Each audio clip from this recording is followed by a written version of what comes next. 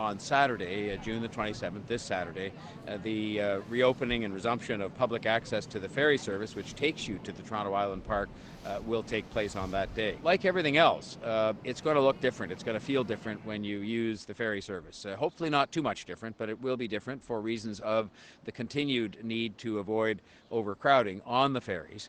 And the capacity of the ferries continues to be regulated to 50% of normal in order to advance our public health concerns and to stop the spread of the virus.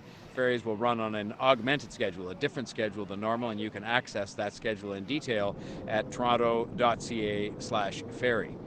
So in order to reduce crowding, both on the boats themselves, but also, of course, at the terminals, we are asking that visitors, people planning to go to the island and ride the ferries, purchase their tickets ahead of time at toronto.ca/ferry.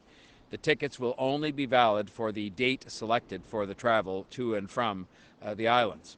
We will also implement a cap on the number of tickets that are available for purchase. The tickets will be limited to 5,000 per day in the initial instance in order to look after these concerns about crowding here at the terminal, on the other side, and on the boats themselves. We will also be asking passengers to wear a face covering when they are on the ferry boats. And this is consistent with what we're requiring people to do who are riding the TTC, and what we are strongly recommending that people should do anytime they're in a confined or indoor space, because this is protecting other people from the spread of the virus, and it is also just being considerate in light of everything we've been through and the fact that this is not over yet.